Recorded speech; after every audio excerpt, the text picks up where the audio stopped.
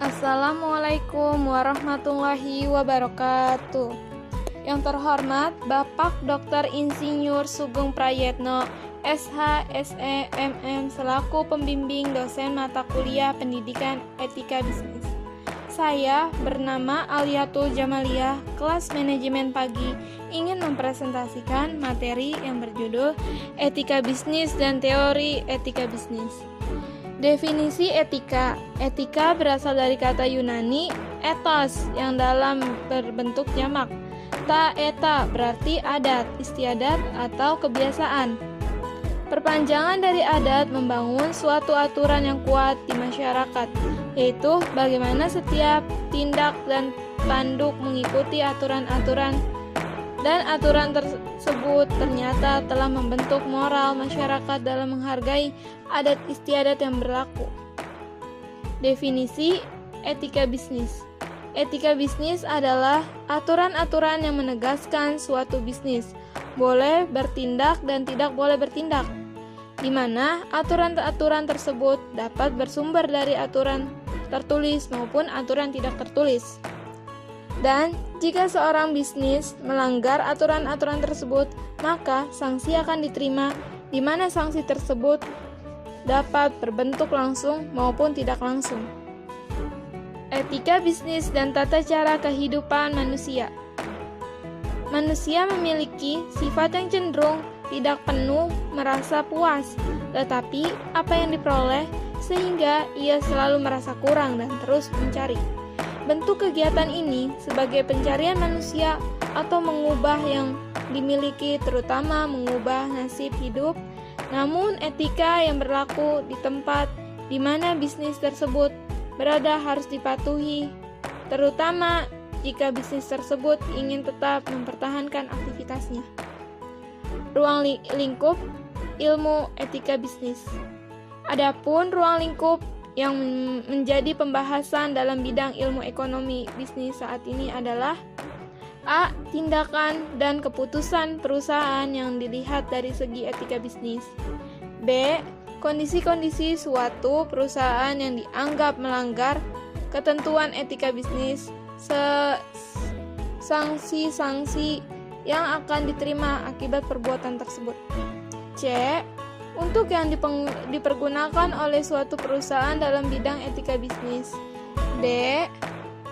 Peraturan dan ketentuan yang di bidang etika bisnis yang ditetapkan oleh lembaga terkait.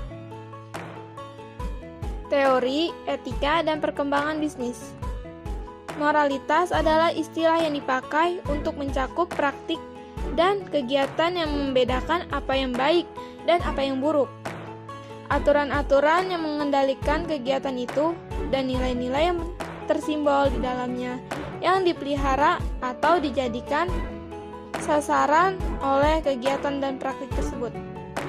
Moral berasal dari kata Latin mos, yaitu moris, yang berarti adat istiadat, kebiasaan, tata cara kehidupan.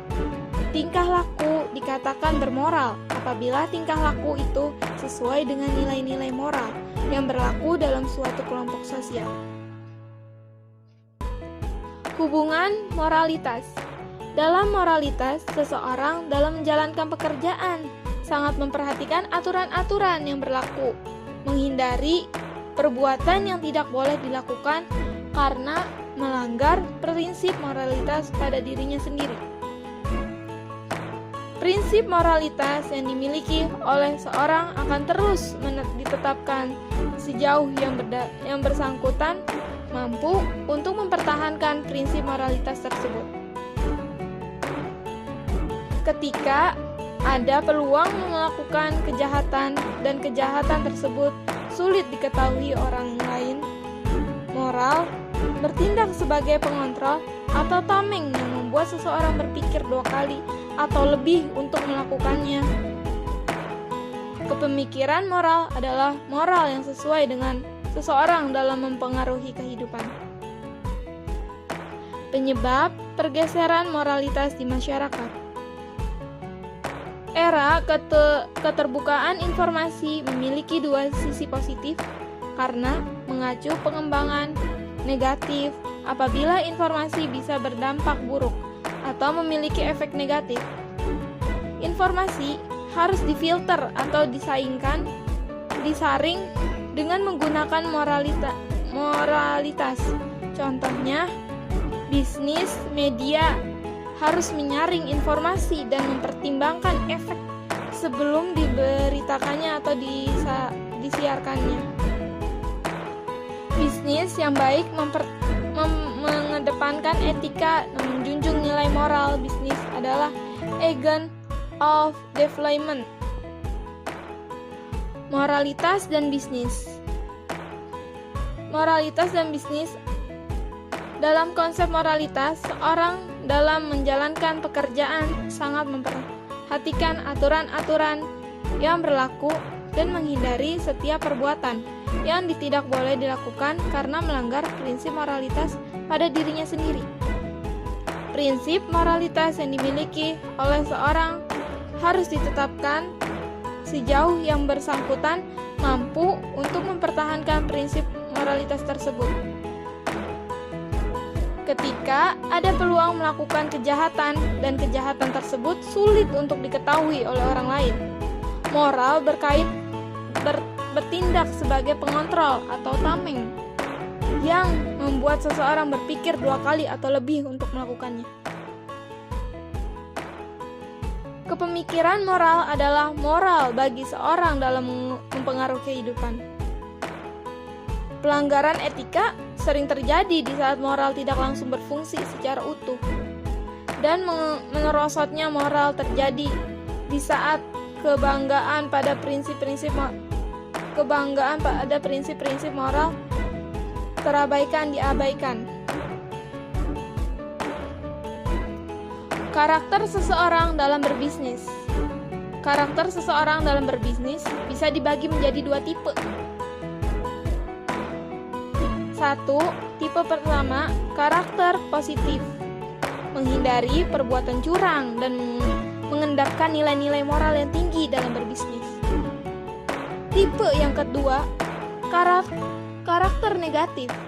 Karakter negatif melainkan bisnis yang curang, dan secara terus-menerus karakter positif bisa dibangun dan dibentuk. Karakteristik dibentuk yang tumbuh sejalan dengan waktu yang telah menempa serta membentuk sikap seseorang yang melanjutkan itu memberi pengaruh pada setiap keputusan yang dibuat oleh orang tersebut. Teori etika deontologis. Deontologis berasal dari bahasa Yunani deon yang berarti duty. Menurut etika deontologi, suatu tindakan itu baik bukan dinilai diberikan berdasarkan akibat atau tujuan baik dari tindakan itu, melainkan berdasarkan tindakan itu sendiri sebaik pada dirinya sendiri. Pada teori ini, jelas melihat pada kewajiban yang harus dilakukan oleh seseorang, di mana kewajiban tersebut layak dilakukan sebagai bertanggung jawab yang telah diperintahkan kepadanya. Teori etika di teologis. Teologis berasal dari bahasa Yunani, yaitu telos, yang artinya tujuan. Beda dengan etika deontologi. Etika deontologi justru mengukur baik buruknya suatu tindakan berdasarkan tujuan yang mau dicapai dengan tindakan itu, atau berdasarkan akibat yang timbul oleh tindakan itu. Dari teori ini berkembang pembahasan pada muncul 2 kajian. Kajian yang pertama yaitu egoisme, dan kajian yang kedua utilitarianisme. Teori etika hak asasi. Teori etika ini memecahkan dilema-dilema moral dengan terlebih dahulu menentukan hak dan tuntutan moral mana yang terlibat di dalamnya. Kemudian, dilema-dilema itu dipecahkan dengan berpegang pada hierarki hak-hak. Dalam teori hak dibahas tentang sesuatu yang menjadi hak seseorang dan bagaimana hak tersebut harus dihargai. Teori keutamaan. Teori keutamaan tidak menanyakan tindakan mana yang etis dan tindakan mana yang tidak etis. Pada teori ini, konsep kepuasan menjadi dominan untuk dibahas karena setiap orang merasa ingin diutamakan dalam memenuhi kepentingan yang diinginkan. Usaha untuk memenuhi kepentingan seseorang sering menimbulkan atau tumbuhnya sikap egoisme pada individu yang bersangkutan. Teori relatif. Teori ini berpendapat bahwa etika itu bersifat relatif. Jika kita menyimak teori ini, maka kita jelas berpandangan dan berpendapat seseorang bersifat sangat subjektif. Artinya, jika si A berpikir ini yang terbaik, belum tentu si B berpikir sama. Belum tentu si B berpikir pendapat yang sama. Dan begitu pula seterusnya. Ini dikarenakan pandangan dan pemikiran setiap orang berbeda-beda.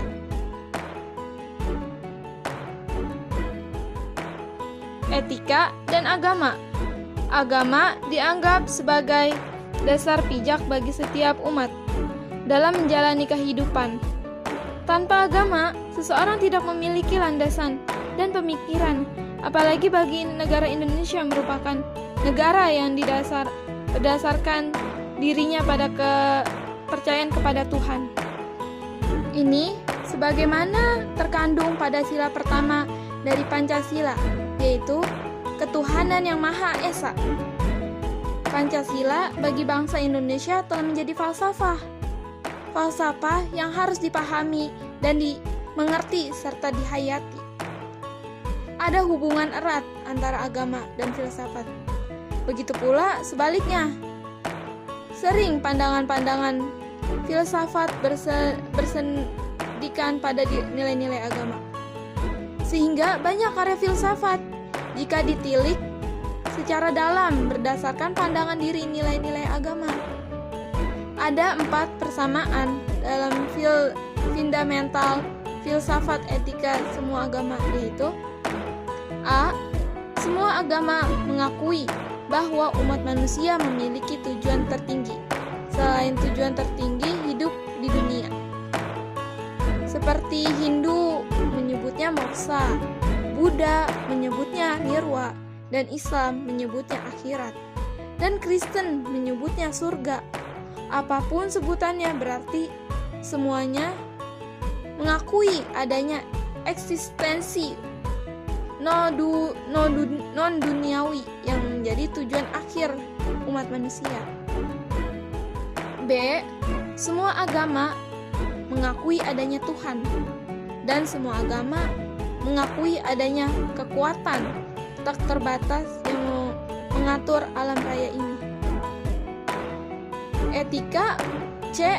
Etika bukan saja diperlukan untuk mengatur perilaku hidup manusia di dunia, tetapi juga sebagai salah satu syarat mutlak untuk mencapai tujuan akhir atau tujuan tertinggi umat manusia, dan ini adalah yang terpenting.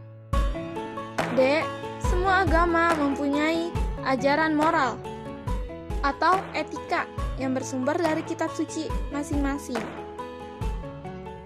Ada prinsip-prinsip etika yang bersifat universal dan bersifat mutlak yang dijumpai di semua agama, tetapi ada juga yang bersifat